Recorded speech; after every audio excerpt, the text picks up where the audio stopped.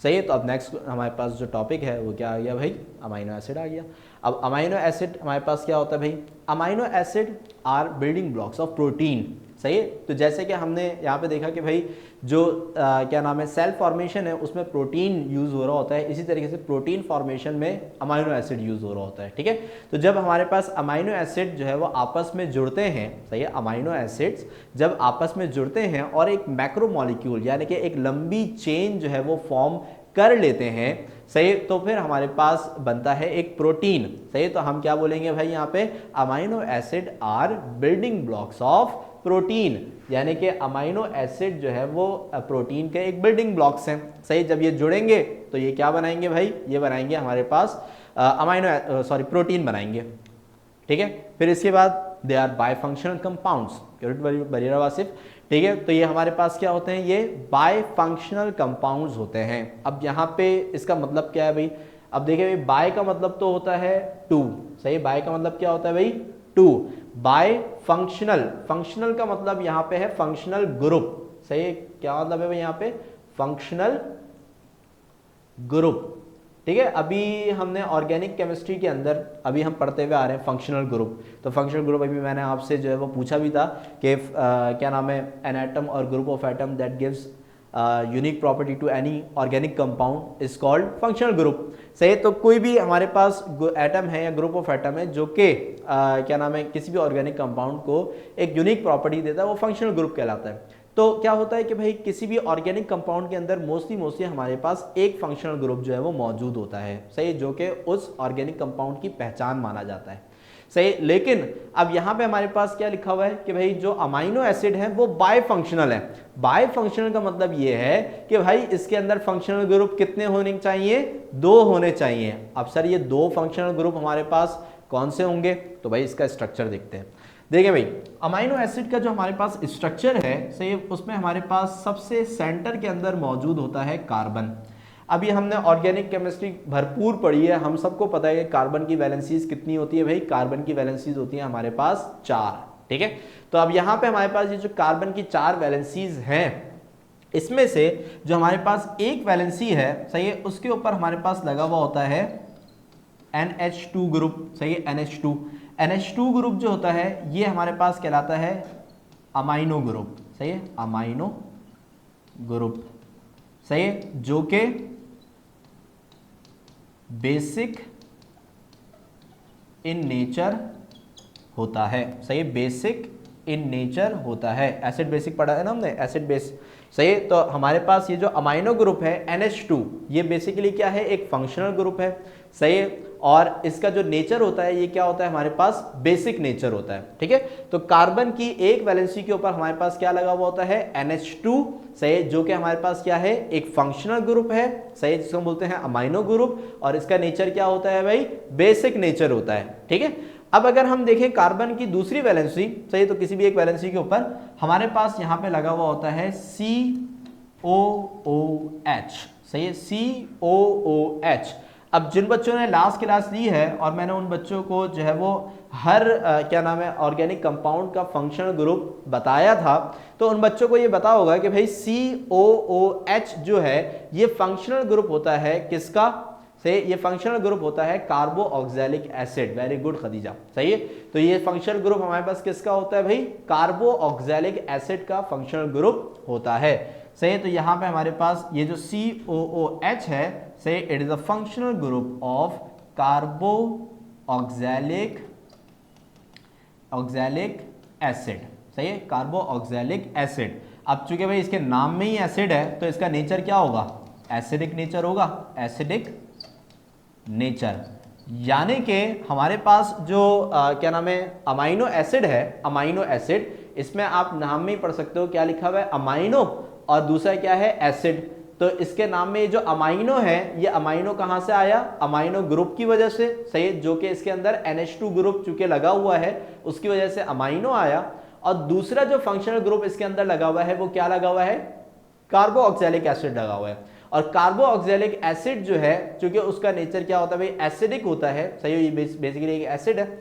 सही है। तो इसी वजह से इसके नाम में क्या आ गया, एसिड। तो भाई अमाइनो का अमाइनो और कार्बोऑक्सिलिक का एसिड, तो क्या बन गया भाई, अमाइनो एसिड। ठीक है, तो अमाइनो एसिड को अमाइनो एसिड कहा ही इसलिए जाता है क्योंकि इसके अंदर हमारे पास दो फंक्शनल ग्रुप्स मौजूद होते हैं, एक NH2 से जो कि अमाइनो ग्रुप है और दूसरा कार्बोऑक्सिलिक एसिड, सही है, जो कि हमारे पास एसिडिक नेचर रखता है। सही है। अब बचे जो हमारे पास यहाँ पे दो वैलेंसीज जो यहाँ पे हमारे पास बची, सही है, इनके पर हमारे पास हाइड्रोजन, सही, या फिर कार्बन की जो चेन है वो अटैच हो सकती है। कार्बन की चेन में एक कार्बन, दो कार्बन, जितने भी कार्बन हो वो यहाँ पे हो सकते हैं। सही, तो ये हमारे पास जो स्ट्रक्चर है, सही, ये स्ट्रक्चर होता है किसका, अमाइनो एसिड का। सही, तो ये जो पॉइंट हमारे पास आया था कि भाई दे आर बाय फंक्शनल, सही, यानी कि इनके अंदर दो फंक्शनल ग्रुप्स होते हैं, तो उसका रीजन क्या पता चला कि भाई यहाँ पे हमारे पास एक कार्बन जो कि हमारे पास एक सेंट्रल एटम है, उसकी एक वैलेंसी पे हमारे पास अमाइनो जो कि एक फंक्शनल ग्रुप है, अमाइनो ग्रुप, सही, और दूसरे एंड पे हमारे पास जो है वो कार्बोऑक्सिलिक एसिड जो कि एक फंक्शनल ग्रुप है कार्बोऑक्सिलिक एसिड का, सही, ये हमारे पास मौजूद होता है। सही, अब चूंकि एक अमाइनो है और एक एसिड है, इसी वजह से इसको हम एक अमाइनो एसिड कहते हैं। सही, तो ये इसका स्ट्रक्चर है। अब फिर इसके बाद नेक्स्ट जो हमारे पास पॉइंट है वो ये है कि up to 20 amino acid have been found in nature. सही है, अब 20, सही, यानी कि 20 अमाइनो एसिड जो है वो नेचर के अंदर पाए जाते हैं।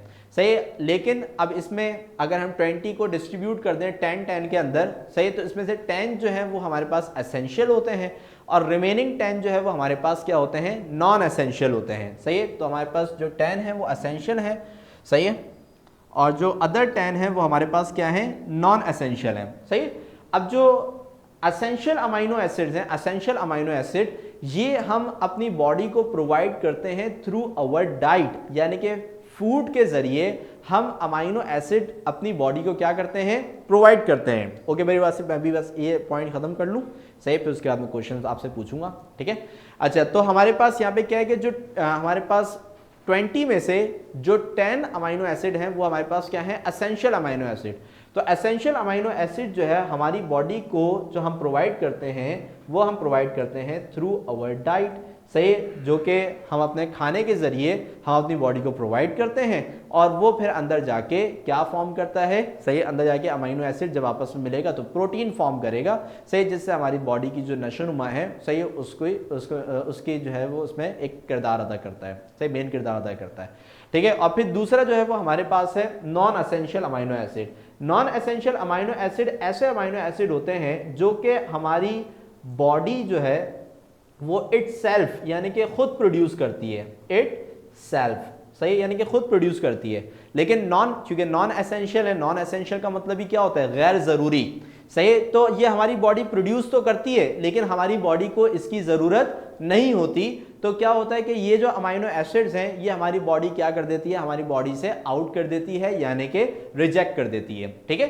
तो जो 10 एसेंशियल अमाइनो एसिड है वो हमारी बॉडी नहीं बना सकती, इसको हम अपनी बॉडी को प्रोवाइड करते हैं थ्रू अवर डाइट, अपने खाने के जरिए हम अपनी बॉडी को ये 10 एसेंशियल अमाइनो एसिड्स प्रोवाइड करते हैं जो कि अंदर जाके प्रोटीन फॉर्मेशन और हमारी नशोनुमा के अंदर एक किरदार अदा होता है, सही। और फिर जो हमारे पास जो बकिया जो 10 नॉन एसेंशियल अमाइनो एसिड है ये हमारी बॉडी इटसेल्फ खुद ही प्रोड्यूस कर सकती है, लेकिन इसका कोई फायदा नहीं है क्योंकि इसकी जरूरत हमें होती नहीं है। तो हमारी बॉडी क्या करती है, इन अमाइनो एसिड्स को खुद ब खुद क्या कर देती है, हमारी बॉडी से रिजेक्ट करवा देती है, यानी कि आउट करवा देती है। क्लियर हो गई बात यहाँ पे? ठीक है, अच्छा, तो यहाँ पे ये वाला पॉइंट हमारा मुकम्मल हो गया, सही है। मैं पहले क्वेश्चन पढ़ लूँ, वजीर वासिफ ने क्वेश्चन किया हुआ है, सही। ये अल्काइल ग्रुप से बिलोंग करते हैं, सही, नहीं, अल्काइल ग्रुप तो एक अलग चीज़ हो गई ना। अल्काइल ग्रुप क्या होता है भाई, अल्काइल जो है वो होता है कि भाई कार्बन अल्केन के साथ अगर कोई एक हाइड्रोजन रिमूव कर दिया जाए, सही है, अल्केन के साथ अगर कोई एक हाइड्रोजन रिमूव कर दिया जाए तो वो अल्काइल ग्रुप कहलाता है ना। तो वो तो एक बेसिकली क्या है, एक सिंपल कार्बन की चेन है, एक हाइड्रोकार्बन की चेन है जो कि हमारे पास किसी भी ऑर्गेनिक कंपाउंड के साथ मौजूद हो सकती है, सही है। जैसे कि हमने जितने भी ऑर्गेनिक कंपाउंड पीछे पढ़े स्टडी किए उन सब में मैं आर लगाता जा रहा था। आर का मतलब क्या था, कोई भी कार्बन की चेन, 2 कार्बन की चेन, 3 कार्बन की चेन, 4 कार्बन की चेन, जो भी हो, सही, तो उसको हम जनरली आर से रिप्रेजेंट कर देते हैं, सही है। तो इसको हम ये नहीं बोलेंगे ये आर से बिलोंग करता है, ठीक है। तो यहाँ पे इसकी जो खसूसियत है वो ये है कि ये बाय फंक्शनल है, इसकी फंक्शनल ग्रुप इसकी खसूसियत है, सही है। तो और हर ऑर्गेनिक कंपाउंड की खसूसियत उसका फंक्शनल ग्रुप ही होता है, ना कि अल्काइल ग्रुप। ओके, सही है, वेलकम भाई। ओके, तो अब यहाँ पे भाई ये चीज़ समझ में आ गई आपके कि भाई हमारे पास जो 20 हमारे पास अमाइनो एसिड है, इसमें 10 एसेंशियल 10 नॉन एसेंशियल, ठीक है, ये वाली बात क्लियर है। तो इसके अंदर अगर किसी को कोई क्वेश्चन हो तो जल्दी से पूछ लें, स्ट्रक्चर के अंदर किसी को कोई क्वेश्चन हो तो वो भी पूछ लें, फिर हम इससे आगे जो है वो कंटिन्यू करेंगे। भाई जितने भी बच्चे जल्दी जल्दी बता दें भाई, ताकि मैं जो है वो स्लाइड जो है वो चेंज करूँ।